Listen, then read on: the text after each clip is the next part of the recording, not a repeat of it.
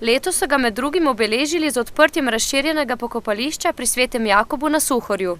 Ovo je že kar 2 leti, ko smo začeli s to idejo in z pripravljalnimi deli. Tu moram kar pošteno povedati, da smo zelo prišli do velikih omejitev strani spomeniškega varstva, popravljali projekt, popravljali ponovno projekt, še enkrat popravljali projekt in nekako prišli do gradbenega dovoljenja in prišli do tega, kar danes predajemo namenu. Absolutno bila potrebna razširitev, ker ni bilo več prostorov in je to bil skrajni čas, da se to zgodilo.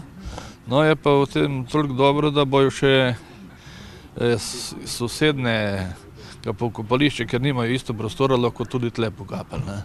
Občina je za nov oporni zid, ekološki otok, 40 novih pokopnih mest, 20 žarnih mest in prostor za raztros pepela iz proračuna odštela 55.000 evrov. Kot je poudaril metliški župan Darko Zevnik, na tem osrednjem pokopališču v Suhorski krajevni skupnosti v nadaljevanju obstaja možnost širitve z dodatnimi pokopnimi mesti. Sicer pa so v sklopu krajevnega praznika v kulturnem domu pripravili tudi osrednjo slovesnost s kulturnim sporedom ter so ob spomeniku pri podružnični šoli spomnili dogodkov iz 2. svetovne vojne.